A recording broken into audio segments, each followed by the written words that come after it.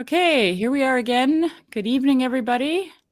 Working our way through the imagination essay, and I think we're going to start with the section that we left off with, just Luke and I last time, because there was so much in here, and I'm so glad everybody's able to be here this time to talk about it, because I thought it was fantastic. So, does somebody want to read it? Probably those first short two, I think. I can, if you want. Yeah. It starts at one word more, right? Is that where we're starting? Mm-hmm. Okay. All right. First two paragraphs. I'll do my best. All right. One word more. One word more. Ere we turn to consider the culture of this noblest faculty, which we might well call the creative, did we not see a something in God for which we would humbly keep our mighty word? The fact that there is always more in a work of art, which is the highest human result of the embodying imagination, than the producer himself perceived while he produced it, seems to us a strong reason for attributing to it a larger origin than the man alone, for saying at the last that the inspiration of the Almighty it ends. I feel like I read that really horribly. Okay, I'll keep going. We return now to the class which, from the first, we supposed hostile to the imaginations and its functions generally. Those belonging to it will now say, it was to no imagination such as you have been setting forth that we were opposed, but to those wild fancies and vague reveries in which young people indulge, to the damage and loss of the real in the world around them. Yeah, and then that I wasn't sure about it, but continue on to that longer one, Okay. and then we can stop there.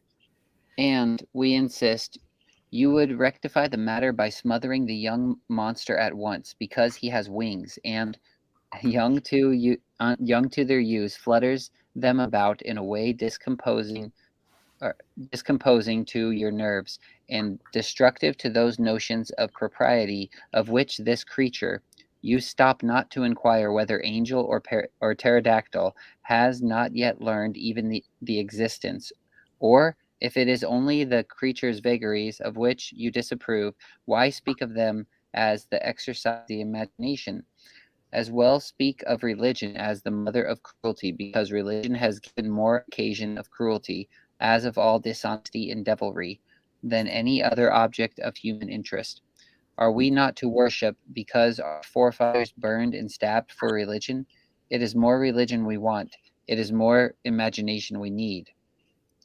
Be assured that these are but the first vital motions of that whose results, at least in the region of science, you are more than willing to accept.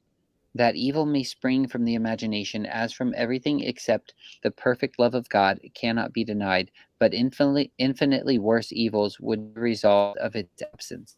Selfishness, avarice, I don't know what to say, sensuality, cruelty, world would flourish tenfold, and the power of Satan would be well established ere some children had begun to choose.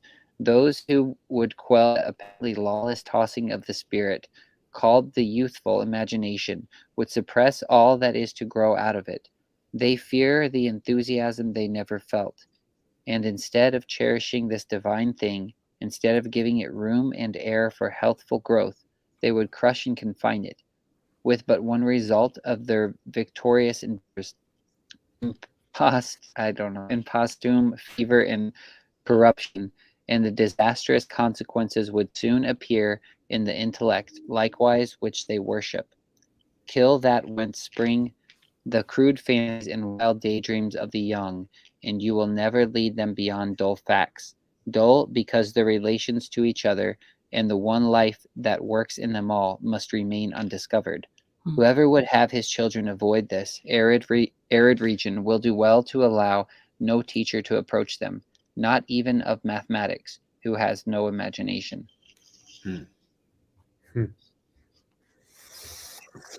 I don't know what I just read. Help me out. There's a couple of things that really popped out here. I'm just gonna go back and reread. Sure. Reread some of these sentences because they're really I interesting. was hoping that you would see something here. Yeah, so like in this kind of as he's talking about like, the objections to imagination and tying it in with fancy, and this is where I think he drives home. This is exactly, I mean, it echoes so much of my own thinking as well. All well speak of religion as the mother of cruelty, because religion has given more occasion of cruelty, as of all dishonesty and devilry, than any other object of human interest. Are we not to worship because our forefathers burned and stabbed for religion? It is more religion we want. It is more imagination we need. Um, so, I was recently listening to a podcast series on the 30 Years' War. Mm-hmm. And the war between the Catholics and the Protestants back in the 17th century. And it really it was what modernism kind of emerged out of, realistically, like capitalism, the modern nation state. A lot of things came out of that, but it was basically just a bloodletting of Europe, and there's a lot of reasons behind it, but there was almost always justified by like these religious hatreds. And I think like we still, while fortunately we don't have a lot of it's still a present force in our current world today, but it's not quite as bad as it was during the 30 Years' War. But we see that same impulse within the structures of religion. There's something about it, which I don't think that any religion sets out to be this way at all, but there's something stultifying about it that really forecloses upon the imagination. The imagination is looked at with a certain amount of suspicion, right? And I think that's what MacDonald is trying to speak to is like, yeah, of course the imagination can go wrong, just like anything can go wrong. Right. But like, I feel like one of the things, like, unless you're talking about just flat out darkness in the imagination that's producing like manifestly evil notions, is that even when the imagination fails, at least it's failing forward, Yes, exactly. And I think that also sometimes it's not even a failure, but the imagination has to mature over time. Mm-hmm. Right. So that's fancy.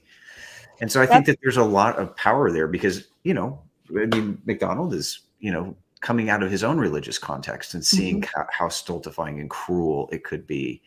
I think he's very sensitive to the fact that like something godlike in us cries out for something different. And that's what the imagination is. God made us as imaginative, creative people, and to exercise that faculty is actually what makes us godlike. Yeah. And he starts it out with the noblest faculty. It's the noble, in his opinion, the noblest faculty is the imagination, right? And I like when he says, where is it? And we insist you would rectify the matter by smothering the young monster at once, because he has wings, and young to their use, flutters them about in a way discomposing to your nerves and destructive to those notions of propriety of which this creature, you stop not to inquire whether it's an angel or a pterodactyl, right? This little child flapping his wings around the room. You don't bother to, and I love that.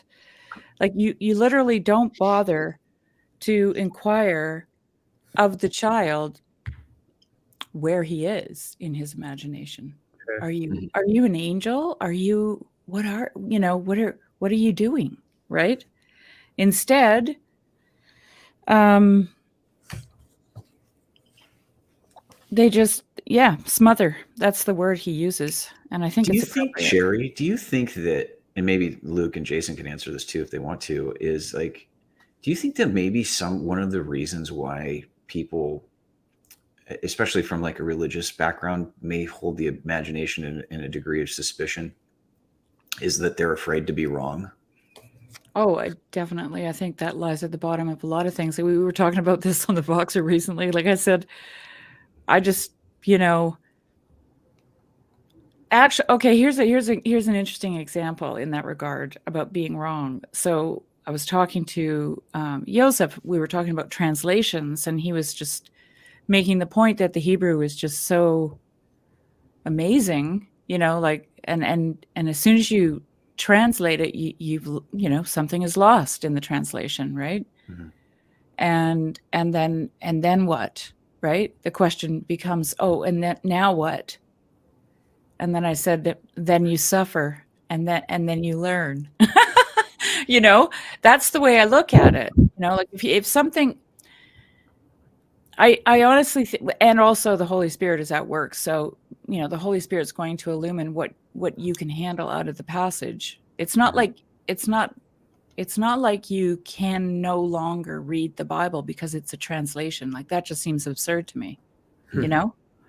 or that it would have nothing to offer you Mhm. at all. And yes, I agree. You can, like I said to Joseph,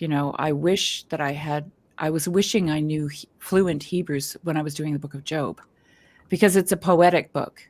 Mhm. And I could have then seen all the poetic relations, right? Mhm. And the form and and there's a lot of irony and, Yeah. all that stuff, right? And you miss out on that. You definitely do in a way, but not entirely, not entirely, you know? And there's another aspect to this translation thing, and I don't mean to veer off into it, but the familiarity allows you to approach a thing with preconceived ideas and notions and assumptions, right? Whereas unfamiliarity, a consciousness that you don't really understand this perfectly, but you're going to do your damnedest to figure it out. Mhm. I think it calls forth more attentiveness Mhm. to the little details that Mhm. you may just not see unless a scholar or a rabbi or someone, with that kind of knowledge is able to point out to you, even as a familiar speaker of the language. You know what I'm saying? Yeah. Well, and I think like with Hezi on was it Yosef or Hezi that you were talking about that with? I think Joseph. Joseph. they both are, well, I mean, they both are, much more conversant in the Hebrew text than I am, and it's been, mine is so rusty. It is a remarkable and a beautiful language. Oh, yeah, I know. I But, was, and yeah. they are right. There is something you lose in translation, but here's the flip side: is on a good translation, there's something that you gain, right? Oh, interesting. Okay. Um, so I've been reading through different translations of the Gospel of John, and some are playful, some are more useful, some are less useful. But so in the beginning was the Word, right? And that's really, in the beginning was Logos, and Arche, I believe, was the Logos, right? So as it's translated into Chinese, it's like in the beginning was the Tao, Hmm, hmm. right? And so how do you translate Logos into another culture? And I'm reading a book right now by a Catholic priest who is specialized in Kashmiri Shaivism, right? And he's written a really interesting book called uh, "The Mantra of Jesus," something along to those effects, right? Hmm. But he equates mantra with word or logos Right. in a very fascinating way.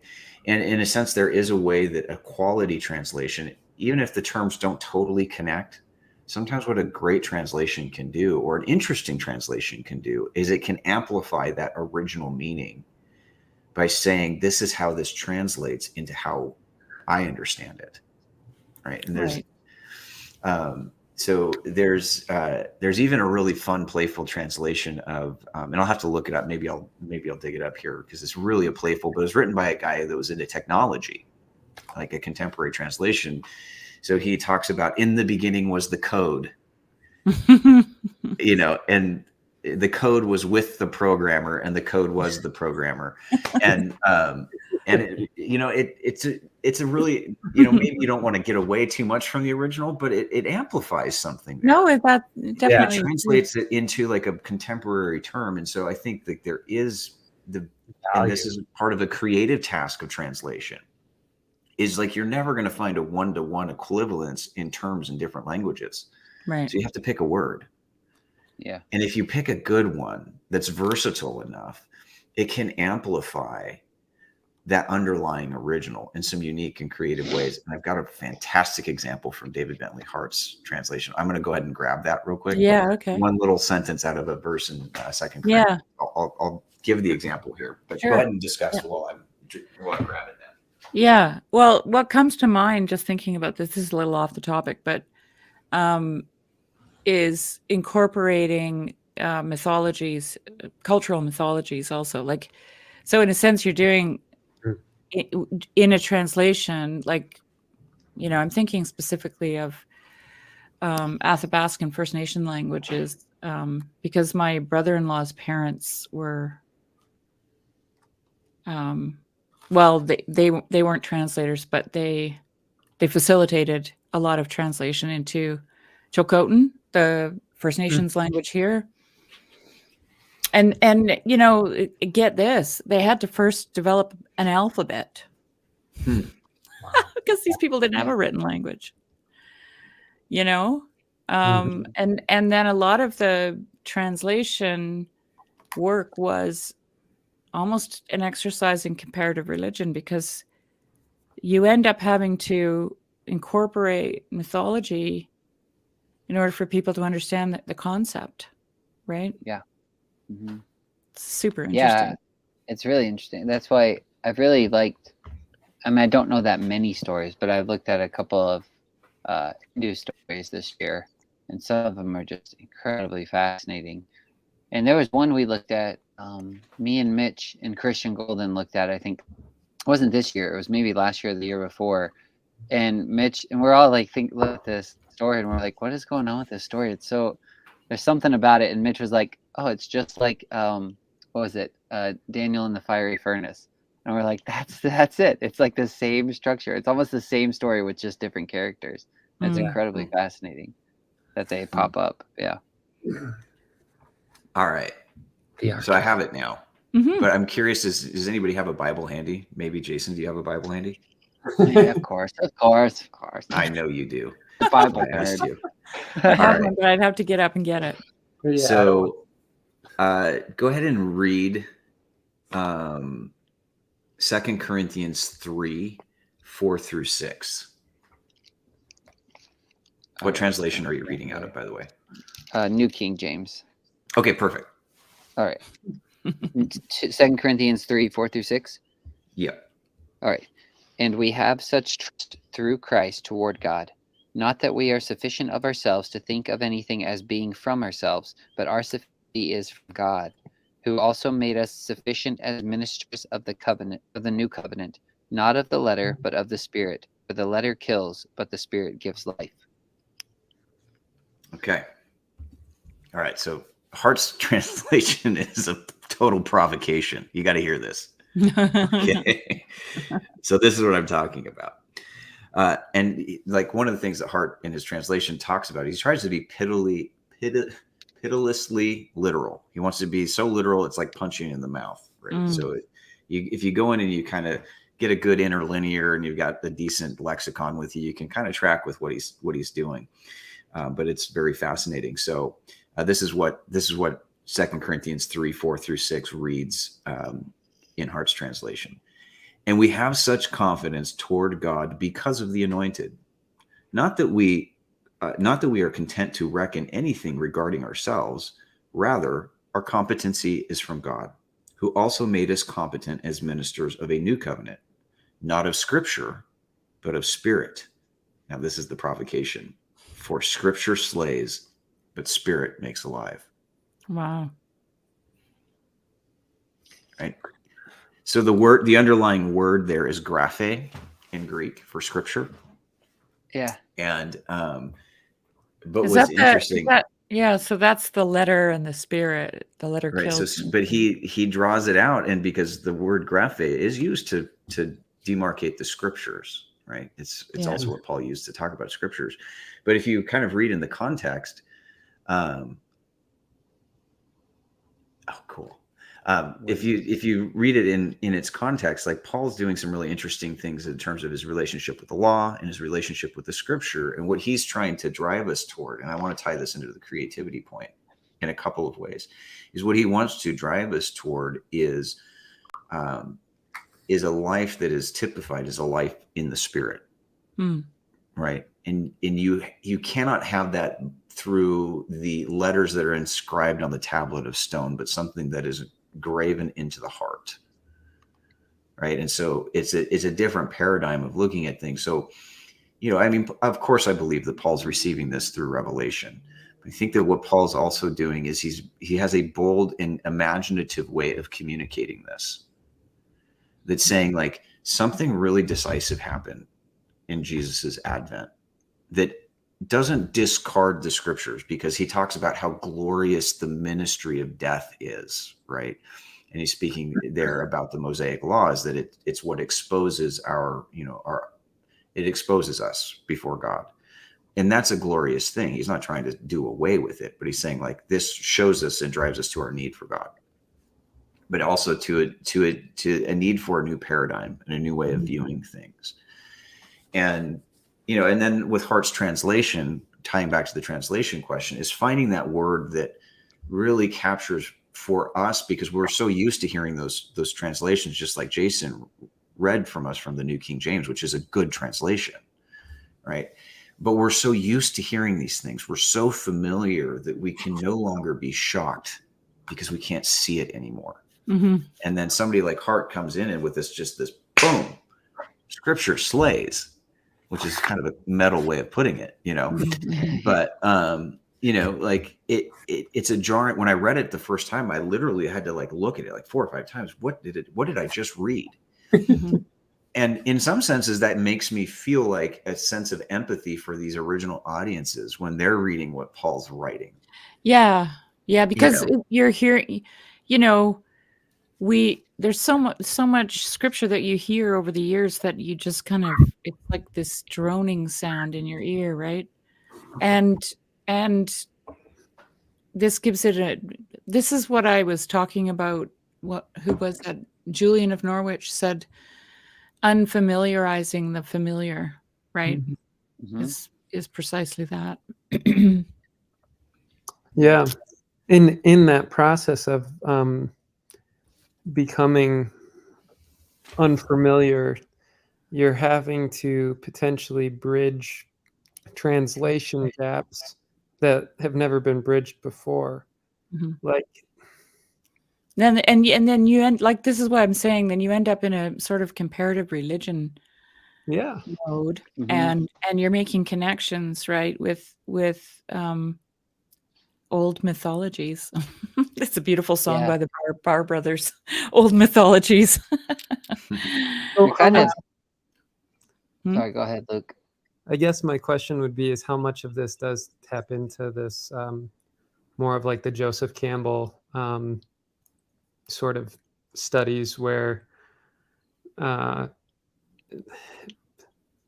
myth is more so rooted in these universal archetypes that are sort of ever present across all. I guess what I'm trying to get at, and I'm not even sure if I'm asking or posing the question in the right way, but I guess what's the difference between uncovering or coming into some sort of revelation about the archetypes and a revelation that's inspired or what have you? I listened to the podcast that Jason linked with Martin Shaw, and they actually got into this. The guy asked him about archetypes or whatever. And he said, Martin Shaw said he didn't like using the word archetypes because it denatures things. And I never liked the word archetypes either, but I thought I had to use it because, it's the thing. I thought that's why I'm even bringing it up right now, because I thought it's the language people understand, right? But then they started talking about the gods, and if the Aztecs, the god was the jaguar, and in North American First Nations, it was, you know, the god would have been the wolf or the raven, or right. It wasn't the Mhm. god raven or the raven god or the river god Sure. or the god river. You know, it was just itself. Mhm. And within itself, it was both. Now, this is also really interesting. This came to my mind. They didn't talk about this, but it's fully bear and fully God. Yeah. Right. Yes. Yeah. Yes. Well, Richard Elliot Friedman, the Old Testament scholar, talks about that in Genesis 1. Like the presence of, like, so they use in a sense, the pagan names for like the sun is Shemesh, Yeah. right? And the ancients, the way they understood, like Zeus was the sky, Right. Yeah, we talked you about know, this before. Yeah. and Yeah. Ra was the sun, Yeah. right? Which Yeah. makes it very interesting, because I think, like, when God is addressing the "let us make man in our image," I think, in a sense, if you kind of grant that ancient background, is like the sea was a deity, the sky was a deity, the stars were deities, the sun was a deity, and he's addressing these deities, right? This divine council, but he's addressing the realm of creation, saying, and I think us, he's saying, let us make the human being in our image. Wow. And so we're the living image of both God and creation. And to tie that back into, yes, I agree, I don't like the archetypal language either, because it's kind of clinical. It's an abstraction. It's, you Well, know. I was I'm thinking about sorry it. Like, about I think No, that, it's like, a good McDonald chance to kind talk of, about it. he does that in his kind of his understanding of the fairy realm. Like, my understanding of it, like, would be like the imaginal realm, like that there is a sense where our imagination takes life in realms that we cannot see, right? And the gods and the fairies and the monsters, in a sense, We're adorn moving back into the themselves. imagination. You know, they adorn themselves with our imaginations, right? Right. So even like in the UFO phenomenon that seems to be rising so much now, is like, as a scientific society begins to imagine beings in realms beyond our own, they oftentimes, I think that sometimes the phenomenon itself is taking on the form of our imagination. Yeah. Yep. And it's becoming, in a sense, I think that is an indicator of, That's like, exactly what participation. that podcast was about with JF Martel, right, Jason? Was that the that the UFO takes on, yeah. Yeah, and But so I have mean, maybe you more to it than that, but I think there's at least something like that happening. And so, you know, and I think that, in a sense, like in like Lilith, right? Like, McDonald's writing about real things. Just because they're imaginary does not negate their reality, or the fact that there are realms and dimensions of reality that we can't necessarily access outside of our own imaginations, that are very real. Mhm. Right. And like, what was the Gulliver's Travels? I love that book. Oh, yeah. Right. Because you know, this whole ordeal, Gulliver's whole ordeal, like, he has to come back, and, you know, he's treated like a madman when he's talking about his experiences.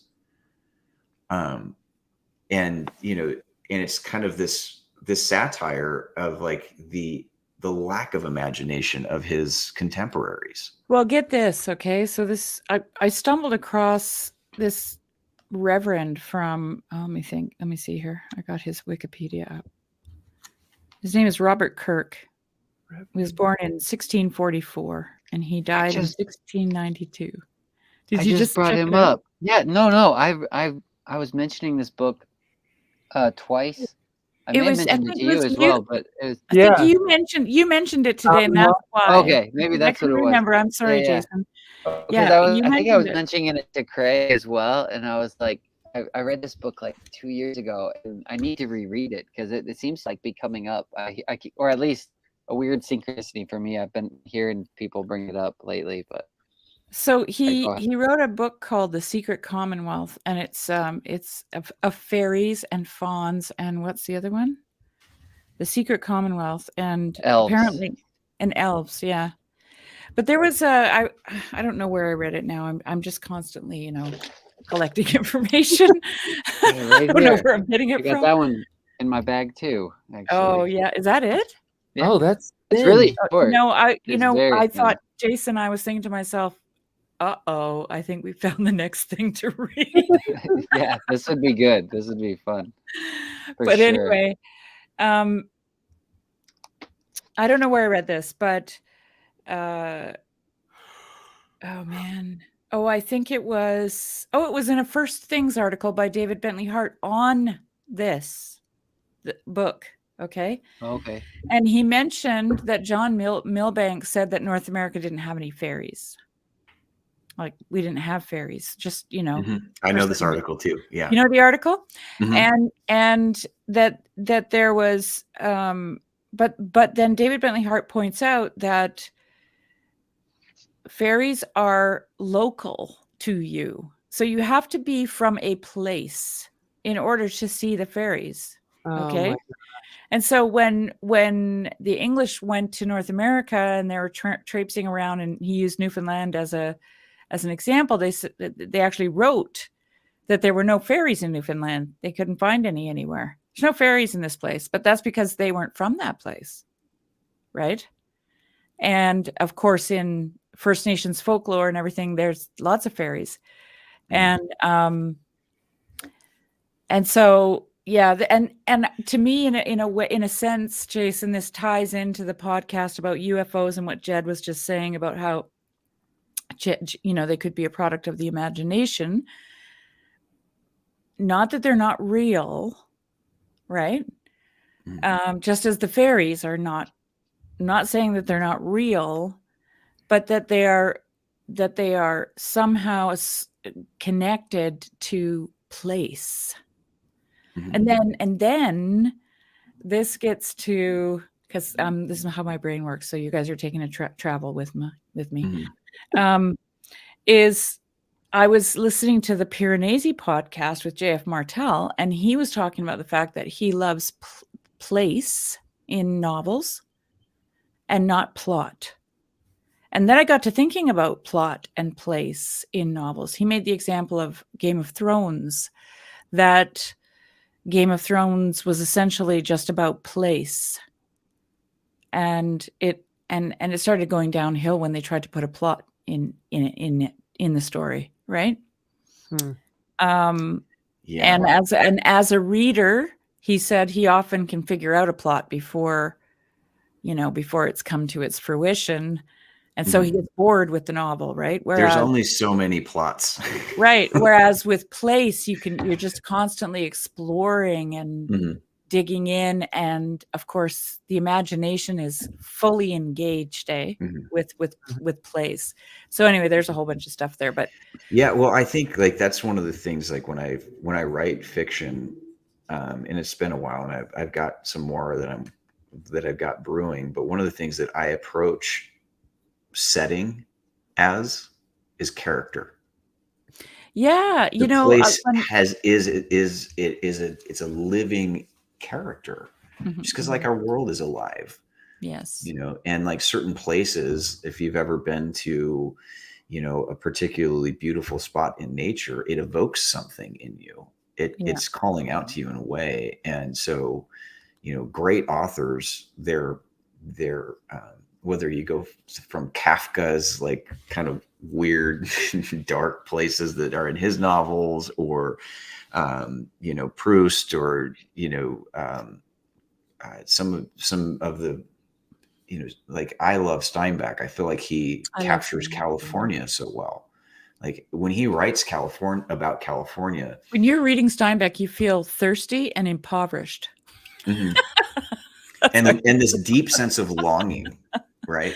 Yes. There's a longing in that. And it's like, he writes in some ways, like he captures how California feels.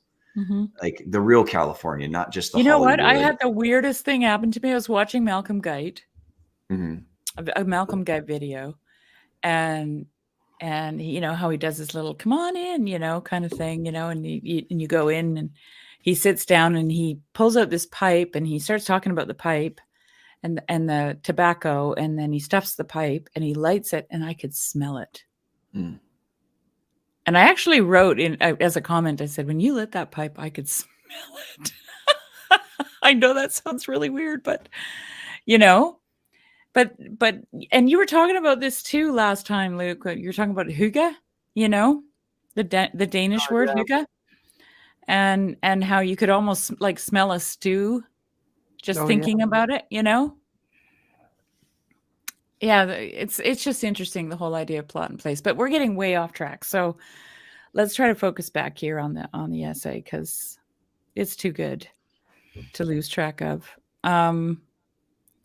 Was there anything else in there, Jason? You said you didn't really understand what you were reading, so that's not uncommon. did A lot of times, anything we say Well, kind of bring it home for you, or? Well, yeah. I mean, I kind of did. There's just certain sentences, the way he writes too. I usually have to take it very slow and almost like meditate on what what I'm reading as I'm going through. Yeah. That's why it's so hard for me when I go through a highlighter and a pen. But one thing, when you guys were talking about this specific passage, and you mentioned the pterodactyl, what he does not stop to inquire whether angel or pterodactyl, and it made me think of Peter Pan and like the beginning of it, and when the father's like saying a little less noise. Like, I just remember there was this version of Peter Pan. It was like a live action play we'd watch as a kid, and my uncle Alex, when me and my cousin Zach were playing as kids, sometimes he would quote it jokingly, and if we got too loud, he'd be like, a little less noise, guys. Kind of like kind of like you're saying, that the guy in this is kind of telling the child to be quiet, whether he's an angel or a pterodactyl or something like that. But then it made me think of how George MacDonald, he's getting into the difference between, I guess, the fancies, the imagination, and where imagination can kind of become evil or something. But I always love this part in Peter Pan. So I'll just read this. Yeah. I don't know how much I want to read, but it says, Mrs. Darling first heard of Peter when she was tidying up her children's minds. It is the nightly custom of every good mother, after her children are asleep, to rummage through their minds and put things straight for the next morning, repacking into the proper places the many articles that they have wandered during the day. If you could keep awake, but of course you can't, you would see your own mother doing this, and you would find it very interesting to watch her. It is quite like tidying up drawers. See her on her knees, I expect, lingering humorously over some of your contents, wondering where on earth you had picked these things up, making discoveries sweet and not so sweet, pressing this to her cheek as if it were as nice as a kitten, and hurriedly stowing that out of sight. When you wake in the morning, the naughtiness and evil passions with which you went to bed have been folded up in small and placed at the bottom of your mind, and on the top, beautifully aired, are spread out your prettier thoughts, ready for you to put on. So that was basically it. And then it goes into talking about Neverland and things like that. But I love this book too. It's so good. Mm. That's really beautiful. Really well put. Yeah. Yeah. I have my sister's daughter has a little guy named Joseph. And when he was like 2, all you had to do was say, what's that dinosaur noise that you can do, Joseph? And he could do an exact replica of the Velociraptor from Jurassic Park. Okay. Like at the top of his lungs. I wish I could do that. And he looked okay. Like as soon as he made the noise, he embodied it.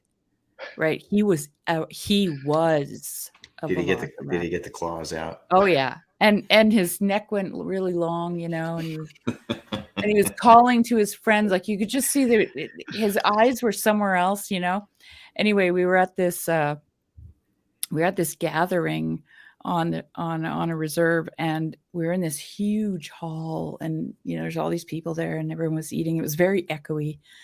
And I said, Joseph, what's that dinosaur that you can make the noise from? And he goes, and it just filled the room. Everyone was instantly silent. And then he wouldn't stop. And his mother had to come running, from across. And the whole time I was just leaning back in my chair, just enjoying every minute of it, because he was a pterodactyl. A Velociraptor. He was so it, and there was just something about his imagination that I could vicariously indwell. Yeah. You know, it was Yeah. really great. It was Yeah. really great. That's one of the things I love about this book too. In Peter Pan, I've said this before, is I think that, you know, the real hero, and it seems to be Wendy, who's kind of like, she's a mother, basically. She's a mother figure, but because like there's this weird thing going on in this book where the fairy Tinkerbell has this sort of hates Wendy, and I couldn't figure it out, and I kept wondering about it. I'm like, because in Peter Pan, the fairy Tinkerbell, she won't sit still. Like, you can't get a hold of her. She's darting around, and it made me think kind of like a child's imagination. That's just like bouncing around, and you can't ever contain it really. And then when I brought it up to my mom was like, "Oh yeah, that makes total sense. Like, why a child's fairy or whatever would hate the mother." But in the book, Wendy has this beautiful way of telling them stories. It's like she's nourishing all the children's imaginations, because they're all lost boys and they don't know necessarily where they're going. But she will tell them stories at night and almost feed their imagination and make it tidy and like and nourish it and give it more life or something. And Well, don't you think, Jason, that gets to the whole idea that George MacDonald says in the beginning, where he says the duty of the imagination is to find out the works of God, right? So is Wendy doing something like that, like steering the imagination in a more vertical direction, whereas Tinkerbell is just, you know, she I wants, don't know. I don't know Tinkerbell's the story still a little well bit of enough. a mystery to me, but Well, yeah, she's a I think typical you're right in that. fairy. I mean, she's you know, the first things that article with David Bentley Hart comes to mind, because he talked about fairies is that they're not considered evil.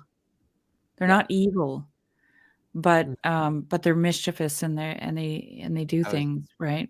Yeah, That I was are, just about to say that she's mischievous and crafty, and I think yeah, that's why exactly. she wants Peter for herself, and she's scared she'll lose to Wendy or something like that. But I think you're right in Wendy that she is doing that, and there's this weird way where, you know, Hook he's basically just kind of the personification of adulthood, I think, and Peter is I think more childishness than childlikeness, and so they're always kind of battling each other. And you kind of have that within yourself as well. And Wendy is kind of almost like this bridge between the two. But I mean, they're always kind of trying to kill each other, because you have adulthood that tells you to grow up. And so it's trying to kill Peter. And Peter's like, I'm never going to grow up. Like, I don't want to be. Yeah. And then, you know, So this is, this is kind of what George MacDonald is critiquing is the smothering, right? The smothering of the young monster. And then, like, at the end of that long paragraph, he says, you know, whoever would have his children avoid this arid region would do well to allow no teacher to approach them, not even of mathematics, who has no imagination.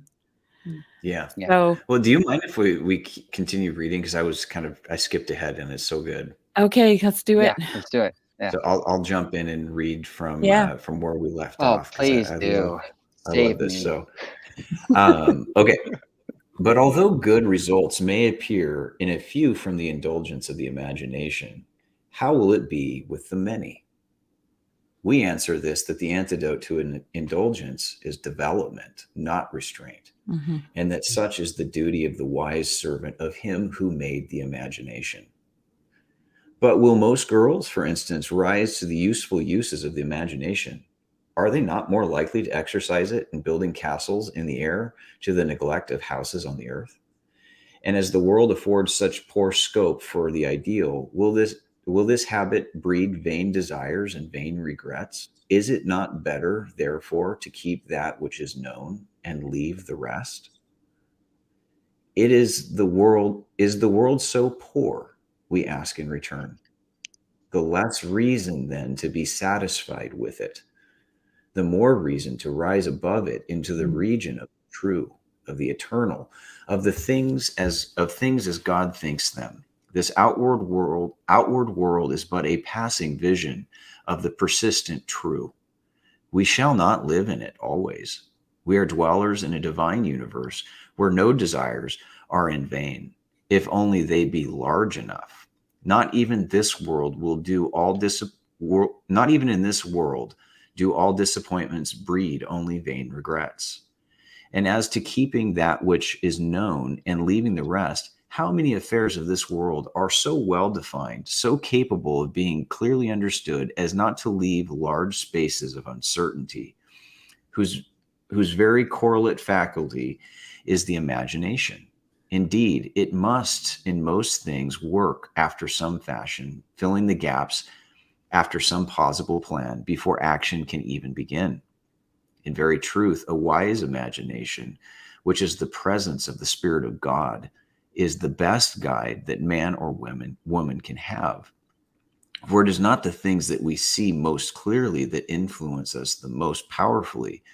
Undefined, yet vivid visions of something beyond, something which the eye has not seen nor ear heard, have far more influence than any logical sequences whereby the same things may be demonstrated to the intellect. It is the nature of the thing, not the clearness of its outline, that determines its operation. We live by faith, not by sight. Put the question to our mathematicians, only be sure that the question reaches them, whether they would part by sight. Whether they would part with the well-defined perfection of their diagrams or the dim, strange possibility, half-obliterated characters woven in the web of their being, their science, in short, or their poetry, their certainties or their hopes, their consciousness of knowledge, or their vague sense of that which cannot be known absolutely. Will they hold their craft by their inspirations, by their intellects, or their imaginations? If they say the former in each alternative, I shall yet doubt whether the objects of the choice are actually before them and with equal presentation. I can keep going, or we can. No, we should stop there. But it starts out, is the world so poor? Right. Mhm. And it reminded me of the beginning of one of Rilke's letters to the young poet. He says, if your daily life seems poor, do not blame it. Blame yourself that you are not poet enough to call forth its riches. Ugh. For the Creator, there is no poverty. Yeah, that's what it reminded me of. Man. Yeah, and I love what he has to say in terms of, like, you know, even within the domains of logic and mathematics, and is that they can only take you so far. It's not to say that logic or math is bad. It's good. Like, I like both of them. They're cool. But like, there's something deeper at play in the imagination that operates off of a different paradigm of knowing.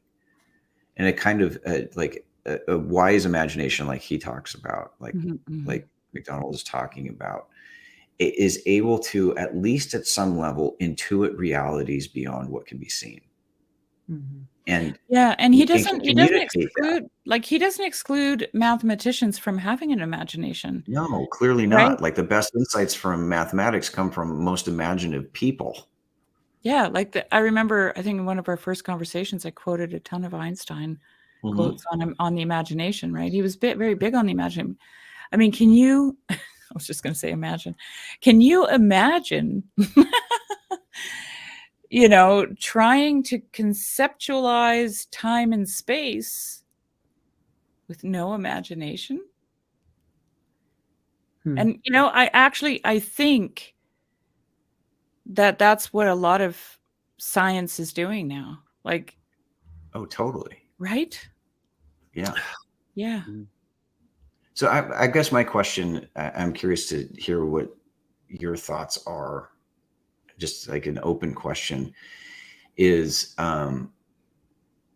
like, what is it that maybe awakens the imagination in somebody who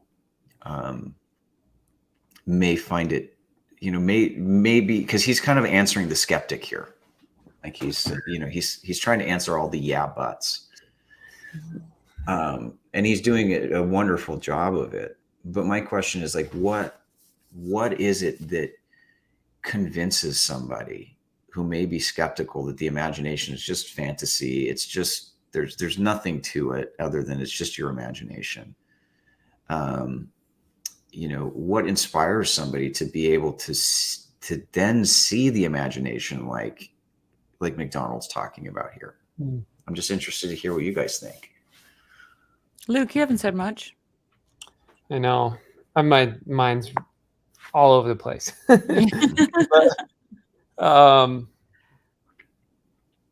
I'm particularly thinking, and that this may not fully answer your question, Jed, but for me, I keep on thinking about this context that I'm living in, and how I continue to really want to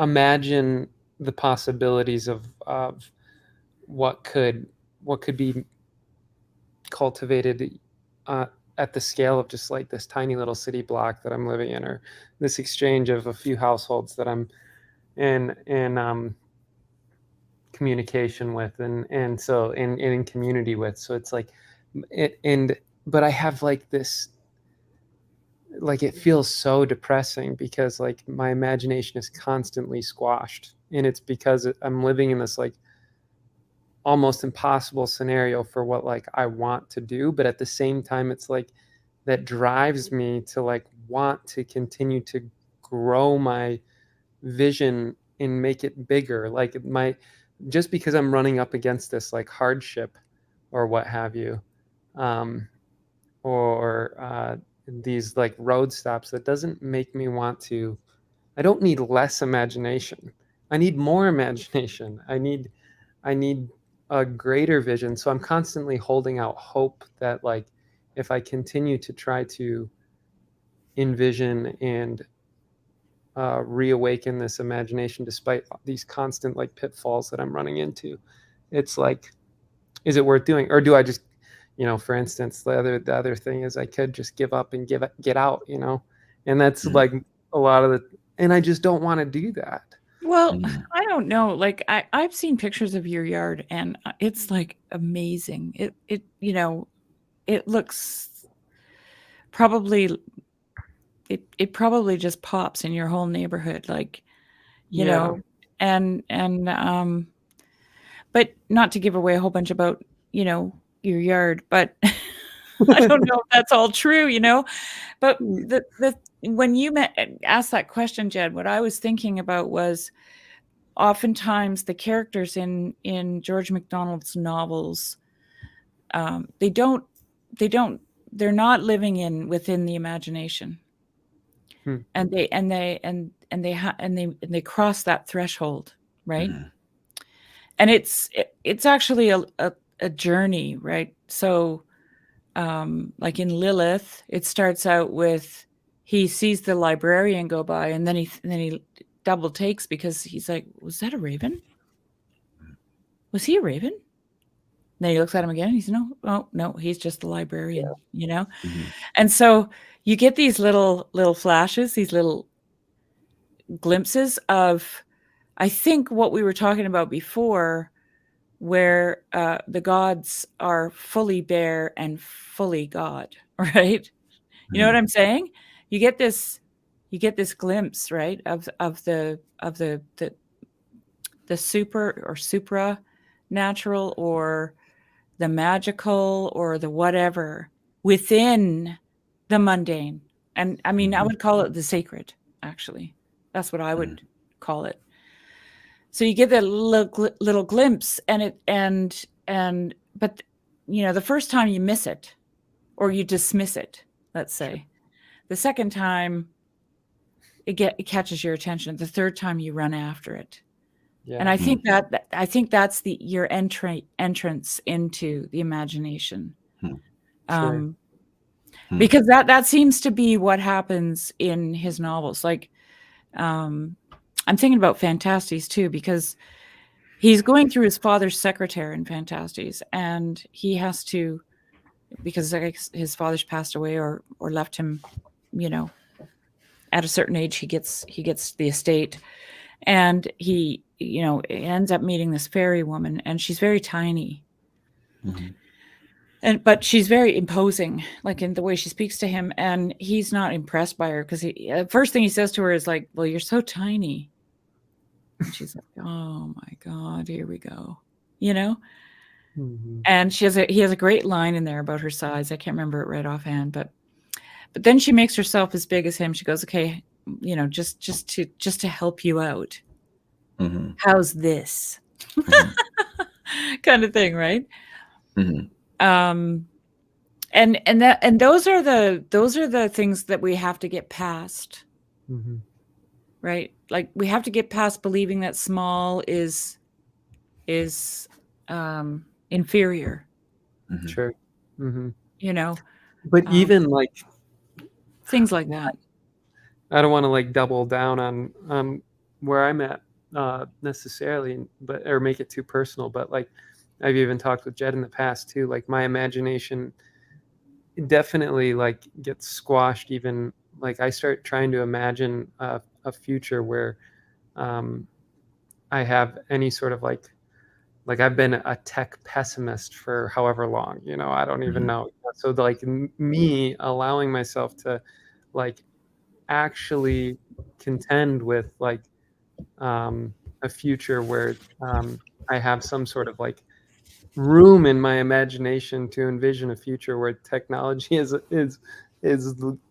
like it is inevitable, but like why is there's this imaginational cutoff for me? Like there's this dead end, and it's because you see the wake of death and devastation that might follow some things, but you also see the amazing fruits and fruitions of flourishing humanity through these means. So it's like you get the good and the bad with it, or whatever. But sometimes you just get your imagination could get hung up, and you do. You gotta get past. You gotta move past some of that. Well, so one of the things that I think I appreciate about what you're saying, Luke, and I think that part of your answer is in your problem that you're presenting, right? Is that anything worthwhile has to emerge through resistance and has to endure failure even. Right. And the question is like, like if you're heading out on a quest, right? Like any great quest is going to involve plenty of toils and trials and tribulations, right? Dragons and battles and princesses and feasts, and suffering, and drunkenness and hungover. Yeah. Well, my story is filled with a lot of that, but that I think that and I feel that resonates because I know, like with myself, a lot of times, like there is an element of frustration that you have to get comfortable with in the creative endeavor and in exercising the imagination. And it's almost like experimentation. Did that work? No. Well, I still have the same imaginative idea, but maybe I've approached the idea from the wrong angle, or maybe there's a better way to go about this. And so you have to go through the process of elimination, and you've got to go through the first and the second, and the third draft a lot of times. And, like I do think that at some point we cross a threshold, I think after death. I think in mortality is teaching us the real value of the creative process, because like it doesn't always work the way that we envision it here, and it can hit limits, and it has to overcome obstacles.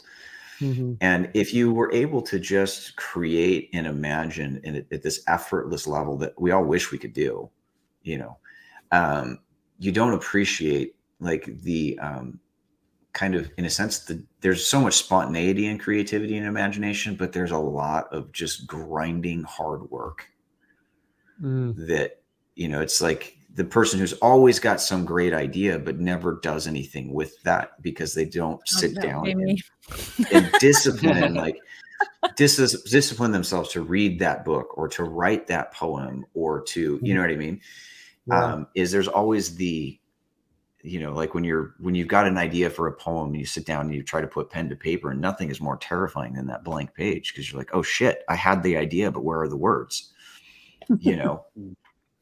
And it kind of connects to some of the things that Sherry, you were talking about, where there's something that catches us in imagination, right? We find ourselves stumbling through the wardrobe, you know, and I like, you know, I think, is it Voyage of the Dawn Treader that has Eustace in the journeys, and there he's the cousin of, you know, Lucy and Peter and Edmund, and he's just this little twerp the whole time, you know, and he's disbelieving everything that isn't confronted with him. But what's interesting is through the stories, and then eventually in the last battle, like takes on this heroic character. So he's confronted with that reality a lot before it finally breaks through, and he's like, oh, I see what I'm actually seeing. Maybe he's C.S. Lewis. Maybe that's actually a very interesting way of putting it. And so I think that, like, in a sense, like, we become captured by the power of the imagination, I think, once we learn to wonder. Like curiosity and wonder and awe, fear, even. You know, we like, you know, our horror novels are full of, you know, wonderful, delightful monsters, right? Because so I think that there's that sense where something has to break you out of that idea that I've got reality all sussed out now. Yeah. And there's really no room for this. But then you encounter something, you're just like, wow, that flipped a switch for me. Well, you know, you mentioned curiosity, and I've been thinking about this because one of the things that Jordan Peterson talked about that really caught my attention when I first started listening to him was this idea of having one foot in chaos and one foot in order, and that in that, you know, intermediary space between is the place where you find meaning. And so necessarily, if you have one foot in chaos, one foot in order, you are in a seeking mode, right? And so when you're in a seeking mode, you're actually in the place of optimal meaning in your life. And when I heard that, I thought, oh, that's so good, because I've never felt a loss of meaning. Well, I shouldn't say never. I have when I've been depressed, but that's just so weird. Okay. Like, it doesn't even feel like me.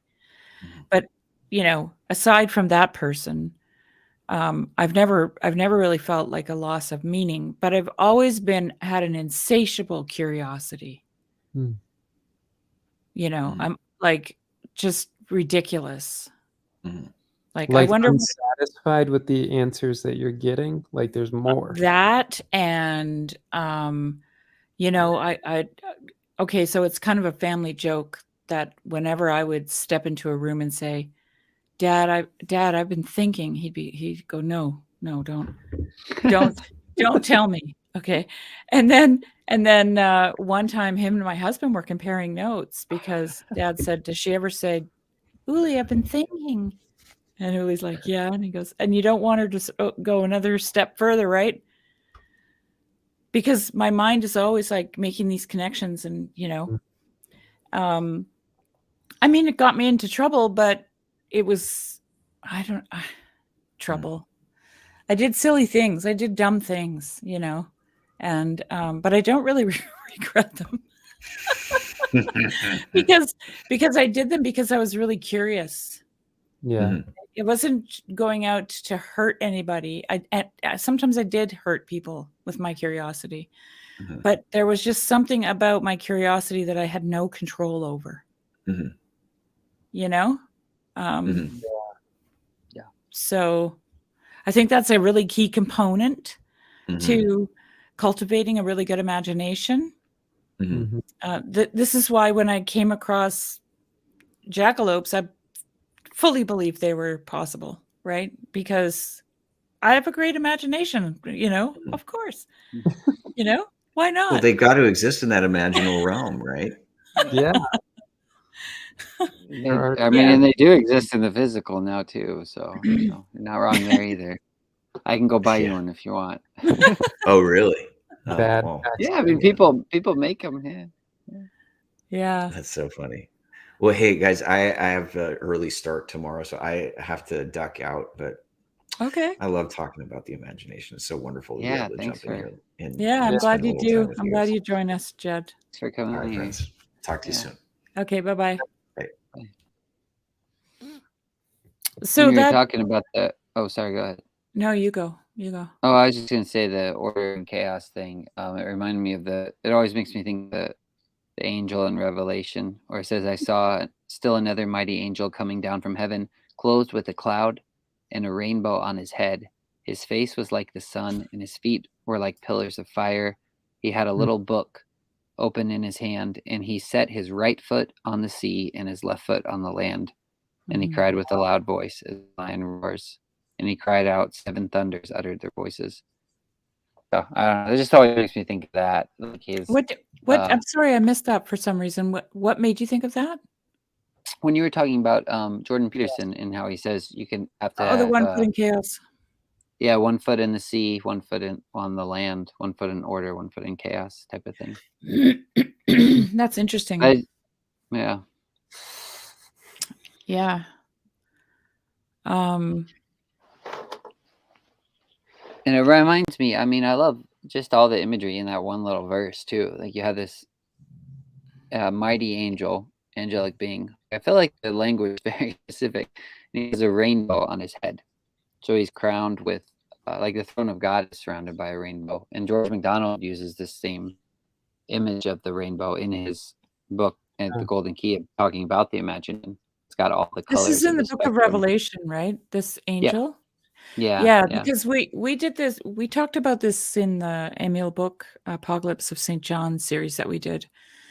And what's interesting about that is that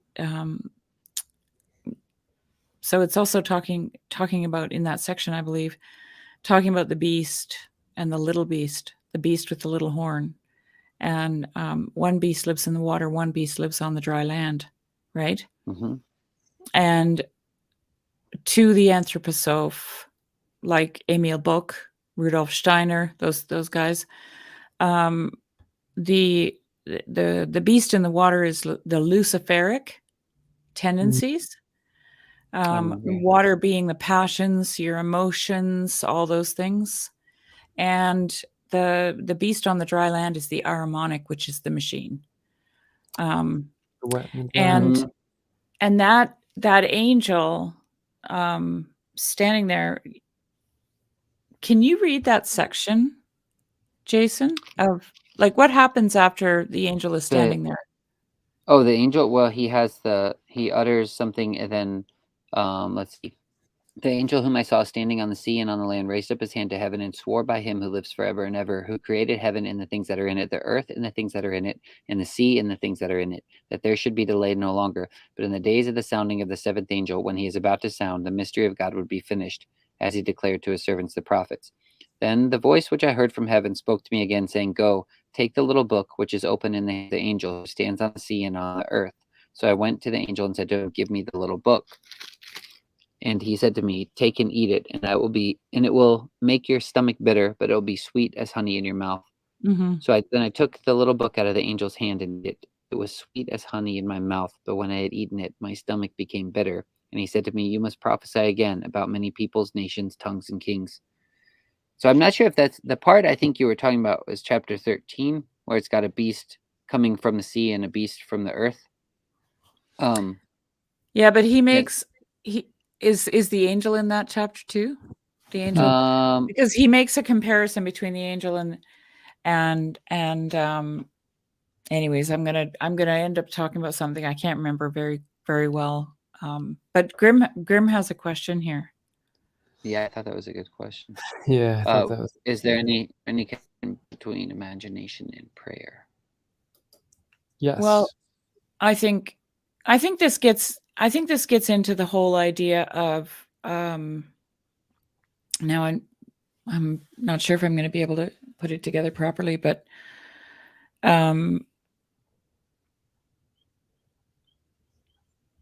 you know, we were talking earlier about the UFOs and what effect the imagination has on the sightings and shapes, right, from that JF Martel podcast, the shapes of the UFOs and so on. And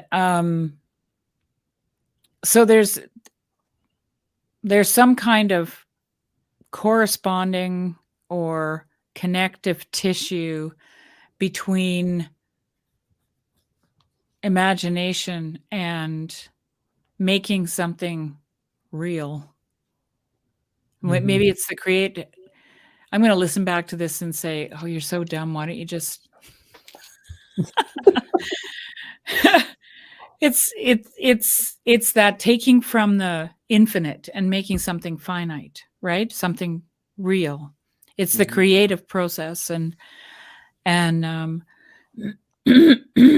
so in that sense, but I'm not entirely sure, Grim, what you mean by imagination and what you mean by prayer. Yeah, You know, like I was everybody just- has a different I know for me, even oh, just did like, you really, Oswald Spengler? Look at that. what do you say here? I was the one to hook up JF Martel with his doppelganger John. Whoa, nice! I watched that No episode. way, it's dope.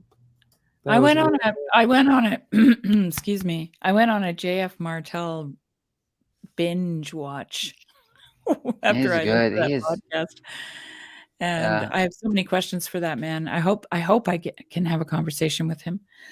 that'd be cool. I actually just Or heard we. back. actually. Yeah, Yeah. I heard back from him just now, and he said so he might be able to set up a time if you want. Oh, cool. But yeah, That would be great. but, Yeah. Was there anything in that part that Jed read that you guys wanted to talk about specifically? Because there was. Well, really, you can are go we all ahead if you freaked have out? something, Luke. Or Well, my earlier stuff that I was saying just kind of touched on all that. Just the idea that okay, I think I is the missed world some of so that. poor. I think often you can look at the world that we have been given through Enlightenment science and modernity and this materialism and all the things that have accompanied it, all the isms, but it's very much, it squashes your imagination. So I'm Yeah. starting to see this is maybe a better way to explain it. I'm starting to see imagination as spirit and enchantment or re-enchantment as a like Yes. I'm struggling for words, but it's like bringing matter and spirit back together again, right? Like the matter is spiritless in a sense, and so That's really interesting. that's how I'm starting to conceptualize it. Well, that's interesting you say that because it's making me think. If imagination, or at least there is at the very least a connection with imagination and spirit, because even when we're talking about fairies, you could say like that is you are identifying or almost personifying the spirit of the whatever, the flower, the tree, something like that. And I think it was. I used to say this, and even talking about like getting things like demon possession or anything really. I remember I used to say this. It was like just this thought that would come to me of that a spirit wants a body, like a spirit wants a body to inhabit. And it reminds me of something I think it was Martin Shaw was saying one time, and I need to find the clip because it was so good. But he was talking about there was this idea where I think people would be sitting around the campfire telling stories, and the fairies would gather around to listen to the stories because they just left because there was something about humans that are in a body that is finite, that almost the suffering that is involved with that gives more meaning, and the fairies almost longed for that and longed to hear these stories that the humans had because they were almost embedded with more meaning or something like that. So there Yep. seems to be a connection with the imaginal and how you can identify the spirit with it, and the spirit is wanting through the imagination to be connected with the body or something Well, like I mean, that. if Like you the want to talk about this from a Christian perspective, you know, Jesus is fully God and fully human, Mhm. right? According to the Nicene Creed. And that is theosis. That is described in Eastern Orthodoxy as theosis, right? Fully God and fully human. And so being fully God and fully human is essentially what it means to be fully God, and being fully God and fully human is essentially what it means to be fully human. If you understand what I'm saying, right? Like those spirit and matter, right, have come together in a way, in such a way that Jesus can say, when you have seen me, you have seen the Father. Okay. And Yeah. and that is the actual world that we live in, but we don't see it, but it's there, right? And so we have people like George MacDonald that try to help us by giving us, like, baptizing our imagination, right? Which is which is the term that C.S. Lewis used to describe what Phantastes did for him. It baptized his imagination. So suddenly now he doesn't look at snowdrops the same anymore. He doesn't see daisies the same anymore, right? Now suddenly they've taken on their fairy counterparts, you know? And yeah. Mhm. It's good. I saw the comment. Jason just low-key said imagination is the bridge to demon possession, right? I've said that. I mean, I don't know. That's kind of what the article is talking about a little bit too, where there's, I mean, you can go an evil route with your imagination, I guess, but Yeah. that doesn't cause, that doesn't give way to stifling it or smothering it, you know? Well, George MacDonald says it's far worse to do that than it is to not to have an uncultivated, Mhm. or undeveloped imagination, right? It would be like, yeah, I mean, look at the world we live in. Like, seriously, I just keep saying this. We live in a world that has no imagination. It just doesn't, No. Mhm. you know? Can people imagine goodness in colonialization of other countries? Can they imagine, could they apply their imaginations to, they have everything figured out. It's all cataloged, it's all numbered, it's all measured, it's all mapped, it's all filed away, right? And the imagination doesn't leave room for that. The imagination is ambiguous. And, McGilchrist talks about this. He says, the right hemisphere is ambiguous. It's comfortable with ambiguity. And the left hemisphere is not comfortable with ambiguity. Mhm. It hates it, right? It Yeah. wants to know for sure, for certain. Yeah. And this is why when Blake, talks about the God of this world, he has it measuring. That Blake, have you ever seen that Blake image I think of so, the yeah.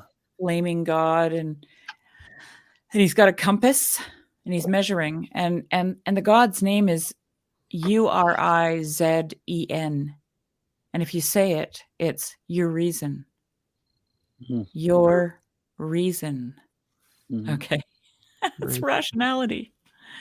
Yeah. That's what it is. And it wants to measure, and it wants to contain, and it wants to It wants, like, Tomberg talks about, it wants us to live in this closed world of the serpent, the thing Right. that is perfectly contained, right? Nothing Do you can think- escape it. There's nothing goes wild in this world. It's a totalizing system Yeah. in essence. Do you Yeah. think that that impulse to, because like, do you feel like that? I guess I could pose the question, but do you feel like that is what matter is more connected with that left brain, or materialism is more connected? I guess what I'm trying to say is like one of the impulses that I have, and I don't know, I'm sure other people share this, is I do want the material manifestation. I want it. I don't, I want my imagination to come into a Hey, Izzy. physical manifestation, so Mhm. like, I very do, I want it to be concrete. I want there to be, I don't know how to explain it. Like, and I don't always think that impulse is necessarily, um, I don't think that that's not God given. I would say that potentially is a God given like impulse, that we need incarnation, and we need that very Well, definite. there's that verse that says all creation groans and waits, right? Yeah, Mhm. And I mean, just think about it. It's personifying the material world, yeah, right? It's Mhm. groaning and it's waiting like a human Yeah. being. And I always have the impression that it's groaning and waiting on us to see it for what it really is. That it's alive, right? Yeah. It's like, oh, it's like being a ghost, Yeah. Mhm. I and was just nobody about can to say see that. you. Phantom. Yeah. Yeah. Yeah. Yeah. Yeah. I was just about to say that. Yeah. There was then the article. Yeah, I know. I saw the fishing mark. I was like, there goes the imagination. That's what it is. You're pulling up something from the abyss, right? Something Yeah. shiny and shimmery. Catfish. But yeah, catfish. I don't know. If that's not as shiny, I guess. But yeah, the part where he was, was talking about mathematics and science, and everything. It was making me think. I actually had written this song recently that I had sent to Cal a while back, and he actually really enjoyed it. I was kind of surprised, but it was kind of about that. I don't know why I was just writing these lyrics, and it was it starts off and it says they said 2 + 2, but it never really was, because every single circumstance was begging for because, what it was because, this or that because, the biggest little bit of logic was all leading back to love, and love is the most nonsensical sense-making limitless logistic machine. It's just a bunch of like weird lyrics I crammed in there, and then versus like, math don't work, my love, it's math or me. Oh, that's nice. I love it. Yeah. So it was kind of making me think of that, where it just kind of runs its course, and when you keep trying to box things in. But it's also making me think of something me and Craig were talking about recently, and we were just talking about, it was talking about naming things, and like science kind of wants to do that. It wants to name something, but then when you name it, we're kind of debating on whether or not it uses its symbolism, or whether it can actually gain more. And I kind of feel like you almost kill it in a way the more you define a thing, because you could say tree. So then, like, if you're kind of approaching things to try to categorize things or be mathematical about them, I guess you'd say this is a tree. Like everything else isn't. This is a tree, and then you'd say this is an oak tree, and then you could even say, well, this is a certain type of tree.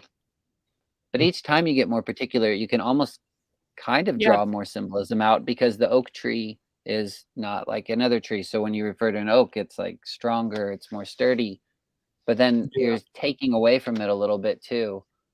So I wonder there's though if that's the kind of naming that Adam did in Genesis, when he named the animals, because you know, Yeah. on the farm here, for example, every year our goats would kid, you know, and those kids were destined for slaughter, like, you know, because you just can't keep them all, right?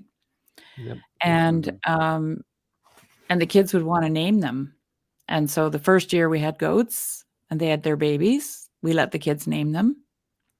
And then the second year they didn't want to name them anymore. Mm. I wonder Yeah, Because yeah, why. now yeah, because now you're eating Lulu, yeah, right? yeah, yeah. Now it's Lulu on your plate. So, like, there's that aspect of naming things too, right? Where Yeah. and I was thinking when you were talking about it, you know, you can say tree, you can say Uh-huh. bear, you can say raven, like Yeah. First Nations, right? Where the oh, here we go. Yeah, see, and Judaism has wonderful stuff, yeah, about Hmm. naming. Yeah. But so there's also that denaturing aspect of getting more and more particular, right? Where you start to abstract yourself away from the object. So, you know, if I was out walking with my children and they said, "What's that?" and they pointed at a tree, I would be most likely tempted to say that is a tree. But if I was Yeah. First Nations, I would say that is tree, Hmm. right? Huh. And That's that already makes it something more alive, Mhm. more real, more personified, right? More important even, you know. Is it That is a tree movement away and from? distinct from me, right? Yeah. I am Mm. human, that is tree. This is bear, that is raven, you know? So, Yeah, I sorry. have a question. So then when you say that is tree, what happens when your kids start seeing you cut the tree down? Do they stop calling it tree then? Like the goat Well, story? They're like, "No, Yeah, now it's a tree. That's not tree anymore. This is well, horrifying." they cut this lots of is. trees down. Only dead ones though, just so you Yeah. I know. was trying to Sorry, go ahead, figure Luke. out. I was trying to figure out in my head if the naming is like a strictly utilitarian impulse, but at the same time, the naming is also like you receive a name. So it's almost the namer is gifting that name to whoever is And receiving the name. really, you know, we've talked about this before, and I don't know all the I'm not, you know, Kezi if Kezi was here, he could really blow your minds with the whole naming thing because, you know, in the Hebrew scriptures, there's a lot of name changing too, right? Where Mm. God renames the Yeah, person. yeah, Yeah. that's true. And I'm trying to remember where I heard it because, like I said, I listen to so many things now. But there's an interesting concept that Moses was. So the renaming, I think, and Kizzy, if you're listening still, you can correct me. The renaming is like a completion of the person. Now they have reached or they have attained Mm. some kind of, you know, New birth. Yeah. transformation or something Yeah. like that. And so now this is their name. And um, but Moses never got a name change, which is interesting because it indicates that as soon as he was named as an infant, he was Mm. oh, interesting. He was already fully, you know, the person who he was supposed to be. Yeah. Too much Yeah. definition. Yeah, see that there it is. Yeah, interesting. Yeah, I like what he said about that, the naming Babel, because that's what I was. I like what you said, Luke, about the naming seems important, and that's what I was kind of getting at with the whole science thing. It seems like science driving at they are compelled to try to name and try to define things, but you can't just let that become a form of stasis because it's like once you name something, you've kind of put it in a box or you've kind of defined, and so it needs I guess it goes back, I think, to the Genesis thing where it needs like the feminine again, the question or something Sure. to go through that process again. Or Well, and it was sorry, go ahead. I feel like I'm interrupting. No. The when you are, I wonder how much like it's not so much the definition, but if like our understanding of like in the process of naming, you're exercising authority and dominion over whatever it is that you're naming. You're giving it a definition, but I wonder if there's a difference or an altered way of viewing it where it's not necessarily like dominion as in you have the capacity to control this with your at whatever will that you have, but your will is in submission to a higher will, and that would be the understanding of something like stewardship of the of these gifts that you're. I don't know. That's why I was No, trying to bring in the whole gift thing, but I think there's something there. I mean, I think you're right. Naming is to, like, just thinking about it now, is it's a very imaginative process to name something. I mean, naming a Yeah. kid. Yeah, Oh yeah. my God. and I think that if you are operating within the divine imagination, you are drawing from the source, right? And so you get this strangely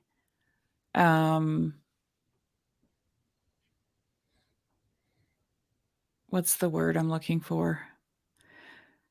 We talked about this. We did a whole Grail Country on naming one time. Oh Me my and God. Link it. Nate. Yeah. I know I've probably listened to it, but I one re-listened of to the it now. things that I've always found really fascinating, because I've seen it in my own children, was we gave them a name and they actually lived into it. And I didn't name them for the meaning of the name. I named them because I loved the sound of the name, Okay. or I love the person attached to the name. Mm-hmm. Right.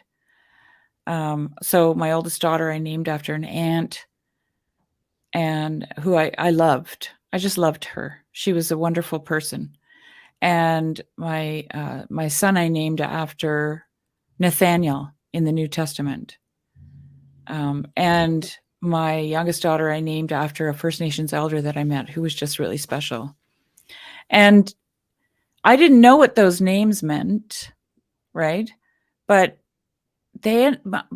later on, I just got curious, and as the kids, my kids are adults, and I looked into the meaning of their names, and I was like, oh my God, they've grown into every one of those names. Cool. Like, that's fun. Yeah, That's cool. it's crazy.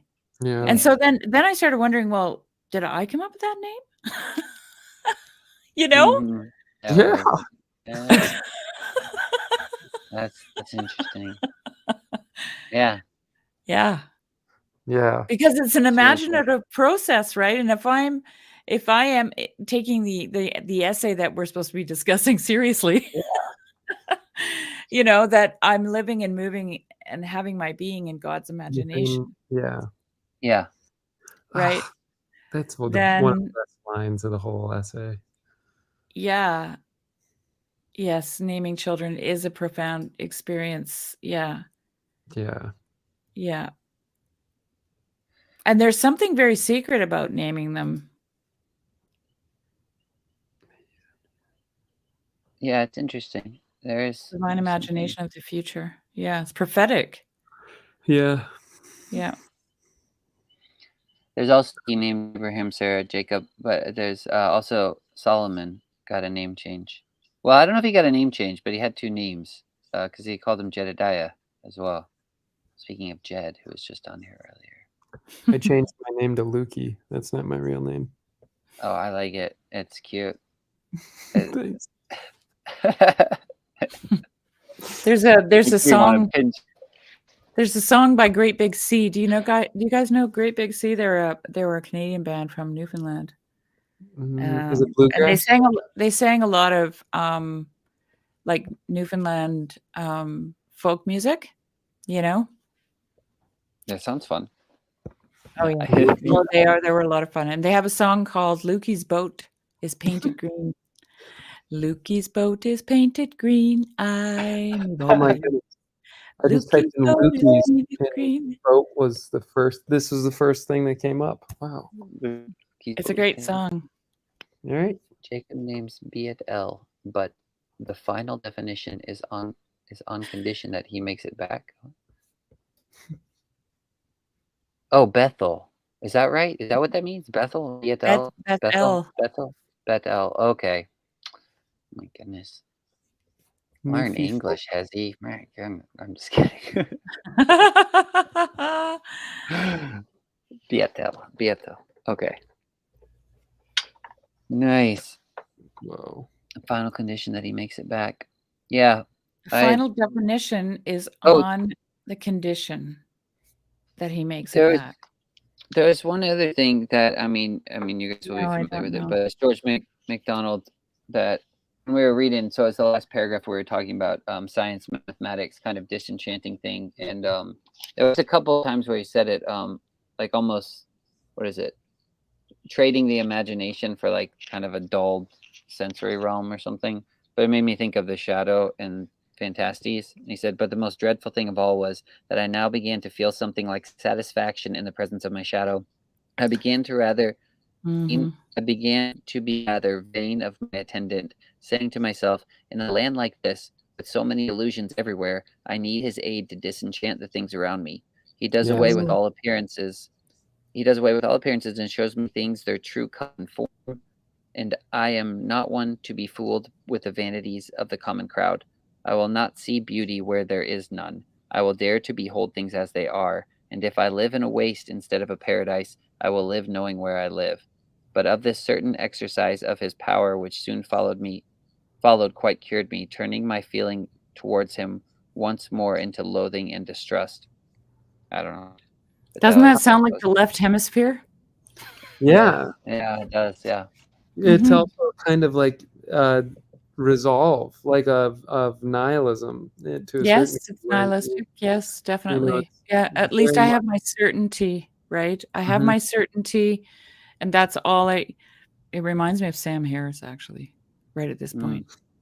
Yeah. It's really kind of sad. Yeah. There's a But weird. Sorry, go ahead, Luke.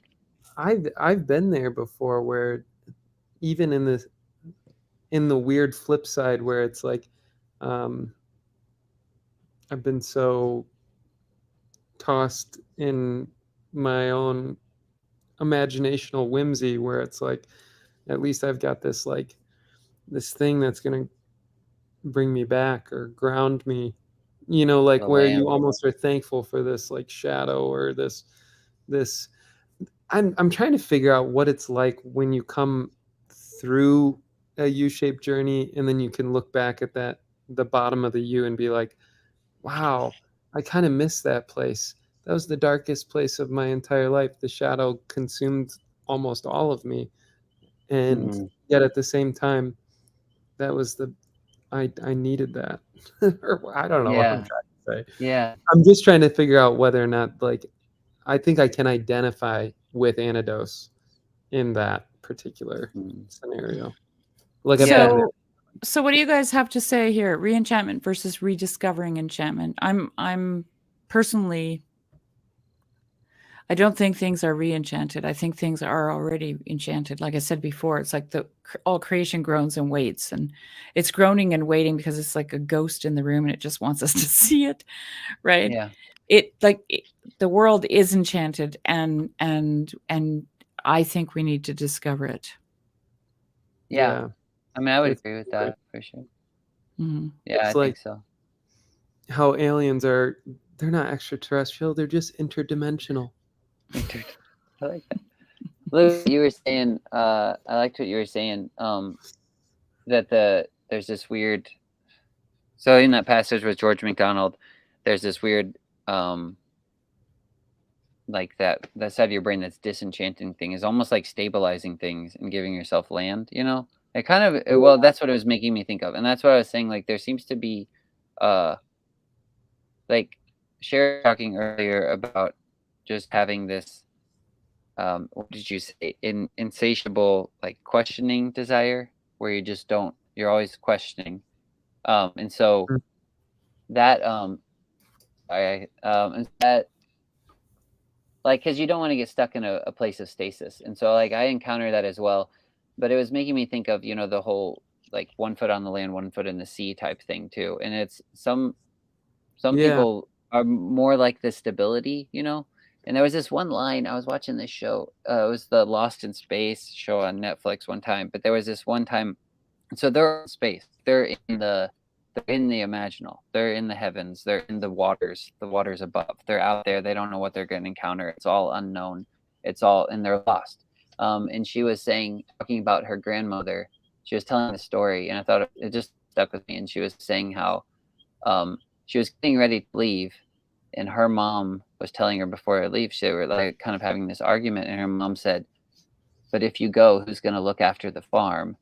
And it just always stuck with me because I was just kind of like, if I'm one of those people that likes going out and questioning and going in the woods, going in the spooky unknown or whatever, I need to always be thankful for the people that don't, because they're the people that like take after the farm. And sometimes I need that, like you're talking about, that when you come Stability. up from that U-shape, yeah, it's nice to have like, okay, there's a home I can go back to. Like it's not so I don't know, that's just kind of what it was making me think of. Like there is that sort of rest that, or I don't know, that you can easily get complacent in, and you see people get complacent in it. And I think that's what will drive me crazy, because I don't want to get complacent, but at the same time I'm so thankful that that's there, because I'm like, if it was Mhm. just I probably I mean, I don't really have a home anymore, and so it's kind of nice that's there. And you were talking about even going down the U-shaped journey too. It made me think of Gregory Alan Isakov, like that Oh, artist. yeah. There's Yeah. one of his songs, and he says, I think it's a collaboration with another guy, but there's a line and he says, "Sometimes you don't know how deep you were until you came back up," or something like that. Right. I'm like, Yeah, man, of course. yeah, Yeah. yeah. Sorry, that's all I gotta say. No, What did so Hezi say though? God asked Abraham to participate in imagination when he tells him to gaze at the stars. Oh yeah, Yeah. that's good. Yeah, Yeah. yeah. Yeah, and he has to imagine that he's going to, be the father of that many people. Oh yeah, yeah. Can you unbelievable. imagine? Like that's definitely a call to imagine. Yeah. Yeah. Well, I think I'm ready to wrap it up. How about you Yeah. guys? Yeah, it's Oh, almost me too. 12:30 here. Sorry, Luke. No, it's okay. It's okay. I've got coffee early in the morning, but that's You can that's just imagine that you're at my house and it's only 9:30. Yeah. Hi. exactly. Look at my fingers all dirty. I was Where's that been? messing around with. I was seeding or transplanting a bunch of seedlings earlier. I have a question for you. Speaking of seedlings, so I have these right here. This like last fall, I took those pawpaw seeds from the river and I just put them in here, and they've sat all winter and nothing's happened at all. Do you think they're just no good? Tell it to be true. Have you Yeah. watered them by any chance? Yeah, I have. Yes, I have watered them. I mean, not the times I was out of town. I figured they're probably not good. I saved some and tried to do the whole thing in the fridge where you put them in like peat moss, and I looked it up Yeah. online, and then my mom said they just turned into goo, and so she threw them away. And so Oh no. Yeah, if I they're don't know. not, I would probably look up all kinds of different like stratification techniques and different things like that, because I've never tried. I've had some trees sprout successfully from like larger seed pods like that, but I've never grown My a pawpaw. dad grew an apple tree from a seed. He's got it. That's He so kept it. cool. He keeps it in the house in the wintertime, and then he puts it out on the deck. It's just little right now. Yeah, And, that's and cool. if you want to grow trees, like as houseplants, lemon and orange and grapefruit. They just grow like the wind. Well, I wanted to. I've squeezed a these- lemon into some dirt and all the seeds germinated. I mean, all of the ones that weren't cut in half, Yeah. in the lemon. But Yeah. and I've got a 20-year-old grapefruit tree in my living room that's got a That's nice cool. thick stem, and yeah. Yeah, that's cool. Yeah, I was gonna put these outside actually. I just they like I mean, I think they like shade for the first few years, and then when you put them in the sun, they'll fruit more. So that's why I was gonna try to start them in pots. I think what I probably should have done is just taken the fruit and just put the whole fruit in the ground if I was gonna do it in the fall, and just tried to mimic, I guess maybe how they are in the wild, because they're just a wild like fruit plant here. So I don't Mhm. know if that would have been better, but I ate the fruit and I took the seeds and put them in each little different pot, and I don't think it didn't work too well, I guess. Well, maybe maybe the seeds weren't ready to. Yeah. Like usually fruit has to rot in Yeah, order that's for the seeds to be, fully mature. So I've Yeah. done it successfully with plums, but that's all closest Mm. thing that I can think of to like pawpaw seeds. yeah. Have you had a pawpaw? No, I Oh want man, to. you gotta but try it. It honestly- is so freaking good. Oh no, like the actual fruit? Yeah, I've had it. Yeah. It's incredible. Okay, it's I really thought you good. meant like the tree. I want one of the trees. I was looking Oh at yeah. some. You can get them on Etsy. Like you could. Well, you could pick if I out. get any going, I could send you some, or maybe I could just mail you the fruit. And next fall, I could just then it would be all mushy by the time you get it, and you can just throw it in the ground. There you go. Yeah, that's how it works, right? Yeah. That's why I don't grow things, and you guys do. I just hope that actually. Who knows? I'd still leave it out and see what happens. They've just been out for so long. I don't think they're gonna do anything. It just kind of sucks because now I now gotta is wait not till the time fall. to throw the seed away. It's if maybe in the fall you could throw it out. Then you can say Yeah. it hasn't done anything. But right now, it might Well, just be taking its time. Yeah. it's true. That's true. Yeah, I Mhm. guess I'll just leave them for now. Keep watering them. But if they don't work, I gotta wait till fall again before the wild pawpaw plants fruit. I mean, I could get stuff offline, but I kind of want to just go out to the river and get them I know, again that's- and try it. Way more It's fun so- than like forage and that sort of thing. Yeah. Plus, it's expensive. Mm-hmm. Pawpaws. Good fruit though. Yeah. I thought I had another question I was going to ask you guys, but I can ask you whenever we're done. I guess. Plants. You're going to have to ask a plant, Oswald. That's all I can say. How am I supposed to answer for them? Well, Luke sent me these. Wasn't it you, Luke, that sent me the videos of the trees moving? Oh yeah, Sherry, I gotta show you that. It's so creepy. I did. Yeah. I don't They're know. like, you- they're just, yeah. it's great. It's absolutely wonderful. What? Oswald- They're moving?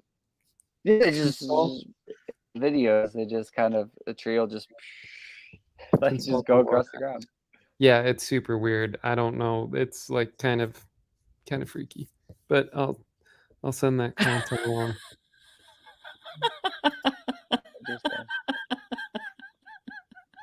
I love that. It was distracted. It was distracting. Just ask the Lorax. Yeah, send me that video of the tree moving. Oh, there's lots of them. It's a Yeah. phenomenon. Yeah. It's thought- a phenomenon. Trees Apparently, moving. Yeah. Oh yeah. I got He's- trees all around me, and the only time they ever move is when the wind blows. You gotta watch his videos. I still don't know what I think about him. It's. I would Yeah, probably. you too, Oswald. Thanks for hanging out with us. Yeah. Yeah. That was fun. Does he have his own channel? Is that how the I don't know. Oh no, I think the conversation with JF was on Pajot's channel, but maybe he was. It was on Pajos. Yeah. Yeah. Yeah, that was so good. Yeah. All right. Well. Adios. Nighty night. Don't leave.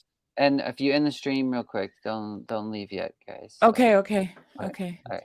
All right, everybody. Thank you for joining us. Have a great week. Yeah.